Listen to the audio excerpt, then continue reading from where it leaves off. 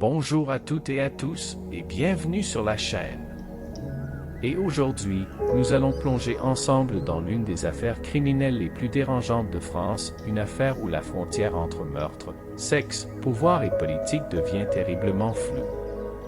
Avant de commencer, n'oubliez pas de vous abonner à la chaîne et d'activer la cloche pour ne rien manquer des prochaines histoires vraies, troublantes et pleines de zones d'ombre que je vous raconterai ici. Imaginez un instant ceci. Un tueur en série est arrêté.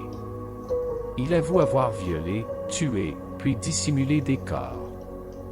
Déjà glaçant, n'est-ce pas? Mais soudain, il déclare que certains meurtres ne venaient pas de lui. On lui aurait ordonné de faire disparaître des témoins. Et ses commanditaires ne sont ni des mafieux, ni des trafiquants. Ce seraient des hommes politiques, des magistrats, et même des policiers, ceux-là même censés garantir la justice. L'affaire Patrice Allègre n'est pas seulement une série de crimes. C'est un gouffre dans l'appareil judiciaire, où la vérité est manipulée, les témoins réduits au silence, et tout un pays forcé de se demander: le vrai monstre est-il vraiment en prison, ou bien continue-t-il à tirer les ficelles en liberté? Restez jusqu'à la fin de la vidéo, car ce que vous allez entendre pourrait bien ébranler à jamais votre confiance en la justice. Partie I. Une enfance abandonnée, la naissance d'un tueur. Pour comprendre comment un être humain peut devenir un tueur en série, il faut souvent remonter là où tout commence, l'enfance. Patrice Allègre naît en 1968, à Toulouse, dans le sud de la France. En apparence, il grandit dans une famille normale, un père policier, une mère coiffeuse. Mais derrière la façade se cache un foyer rempli de violence, de silence et d'abandon. Son père, figure d'autorité, est tout sauf bienveillant. Viol, autoritaire, colérique, il ne discipline pas, il écrase.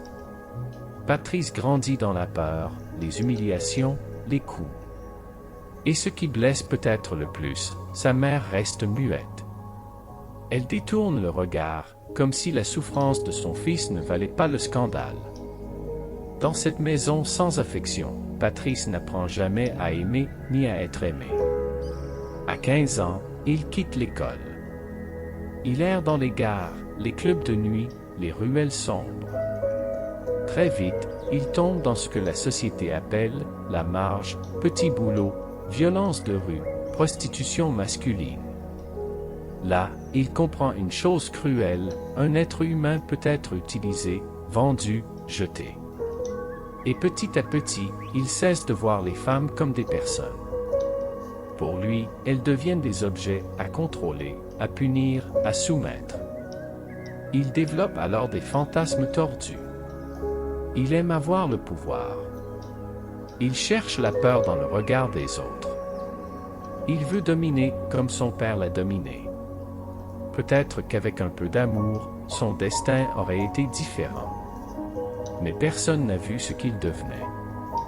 Et cette indifférence a nourri ce qui allait devenir un véritable monstre. Partie 2. Les premiers meurtres quand les ténèbres prennent forme. Patrice Allègre ne tuait pas par impulsion. Il traquait ses victimes comme un chasseur traque sa proie, avec patience, précision et une froideur glaçante.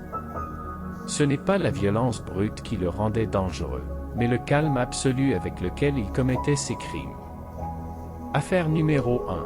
Valérie Tariotte, la fille du soir gris. Toulouse, février 1989. Une fin d'après-midi morne. Le ciel est bas, l'air humide. Valérie, 22 ans, employée de bureau, quitte son travail. Elle prend le métro comme chaque jour, son sac en bandoulière et les pensées déjà tournées vers le dîner du soir. Mais ce jour-là, un regard l'observe depuis plusieurs jours déjà. Patrice Allègre sait tout, où elle habite, à quelle heure elle rentre, et qu'elle vit seule. Excusez-moi. Je vous ai vu l'autre jour. Il y avait un type bizarre qui vous suivait près de la gare. Si vous voulez, je peux vous raccompagner. Je travaille dans la sécurité, là-bas. Dit-il avec un sourire désarmant. Valérie hésite, mais il a l'air poli, rassurant. Elle accepte. Grave erreur. Arrivé dans le hall de l'immeuble, Allègre la suit, puis referme doucement la porte derrière lui. Vous faites quoi? Je veux juste discuter. Non, s'il vous plaît. Partez. Non. Tu vas m'écouter. Il l'agresse violemment. Elle résiste. Il l'étrangle avec ses mains, la viole, puis quitte les lieux en nettoyant minutieusement les traces. 2 jours plus tard, son corps est retrouvé sur son canapé. La scène semble calme. Pas de cambriolage. Pas de témoin. Aucun suspect. Affaire numéro 2. Lord Martinet, une disparition silencieuse. Ou 1990. Laure, 19 ans, étudiante en art, ne rentre jamais chez elle après les cours. Une semaine plus tard, on retrouve son corps dans la forêt de Bouconne, à 15 km de Toulouse. Elle est partiellement nue, le crâne fracturé, violée. Son corps a été recouvert de feuilles et de terre. Elle pleurait beaucoup, mais ne criait pas. Elle ne comprenait pas. Ses yeux me suppliaient. Je déteste ce regard. Avouera Allègre des années plus tard. Il l'avait convaincu de l'accompagner voir un endroit calme pour dessiner. Une fois dans la forêt, il l'a assommé avec une pierre, violée, puis tuée. L'affaire est classée comme crime isolé sans lien avec d'autres. Affaire numéro 3. Martine Mathias feu pour effacer les preuves. Novembre 1995. Martine, 29 ans, réceptionniste de nuit dans un petit hôtel. Elle est retrouvée morte dans une chambre d'hôtel en partie carbonisée sous le lit, après un petit incendie étrange. L'autopsie révèle qu'elle a été étranglée avant d'être brûlée. Dans le registre, le client de la chambre 107 s'est inscrit sous les initiales PA. Il s'agissait bien de Patrice Allègre. Je ne voulais pas la brûler. J'avais juste peur que la police trouve mon ADN. À force de regarder des séries policières, on apprend. Avouera-t-il plus tard. Le feu n'a pas suffi à masquer les traces de strangulation. Mais l'affaire aurait pu être classée en accident électrique. Allègre, lui, avait déjà quitté Toulouse. Affaire numéro 4. Mireille Normand, le tueur se croit intouchable. Juin 1997. Mireille, 35 ans, célibataire, engage Allègre qui travaille comme plombier pour réparer son évier. Il arrive à l'heure, poli, bien habillé. Rien de suspect. Alors qu'elle lui tourne le dos.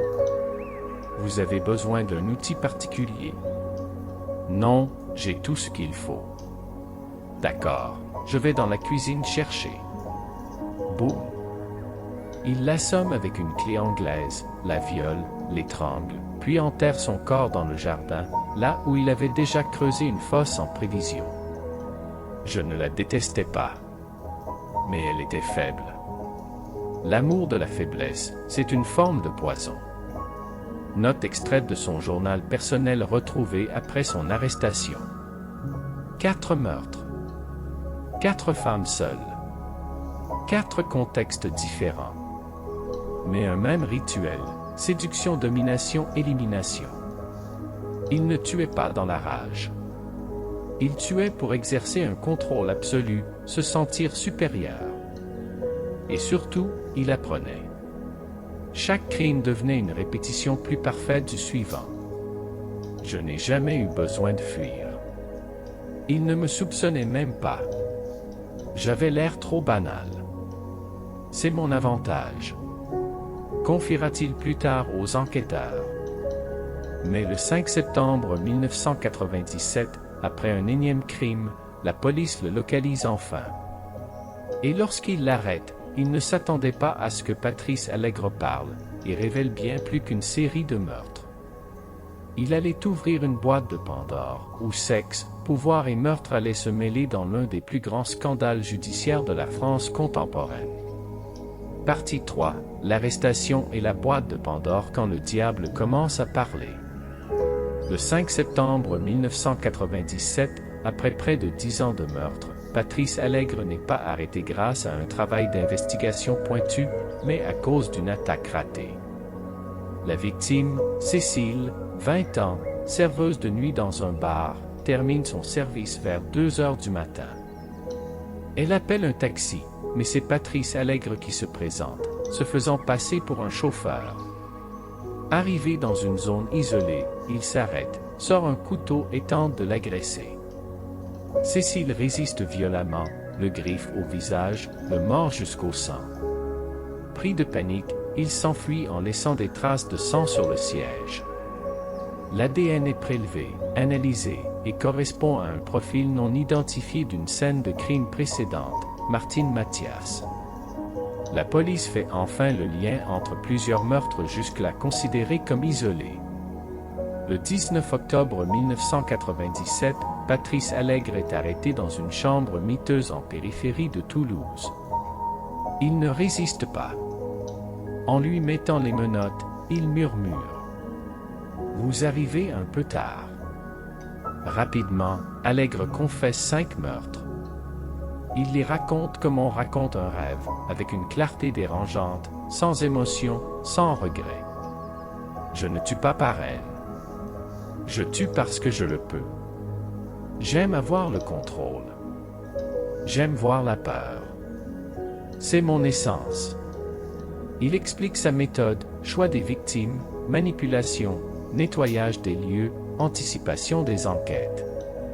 Il lit des livres de criminologie, regarde des séries policières et cultive une image normale pour ne jamais éveiller les soupçons. Je suis malade, je le sais. Mais je ne veux pas guérir. Cette maladie me rend puissant. Mais ce n'était que la surface. Lors du 7e interrogatoire, Patrice Allègre change soudain de ton. Je n'étais pas seul. Il y avait d'autres gens. Des soirées. Des femmes forcées. Des morts étouffés. Les policiers restent bouche bée. Ils croient d'abord à une manœuvre pour détourner l'enquête. Mais Allègre donne des noms précis, des policiers, des élus, des magistrats, des chefs d'entreprise de Toulouse. Ils ne tuaient pas de leurs mains. Mais ils me laissaient faire. Ils regardaient. Ils payaient pour le silence. Une liste de 17 noms est dressée, incluant un commissaire, un substitut du procureur et 2 responsables politiques locaux. Les aveux sont transmis à la hiérarchie. Mais au lieu d'élargir l'enquête, les rapports commencent à disparaître. 2 officiers de police sont déplacés par mesure disciplinaire.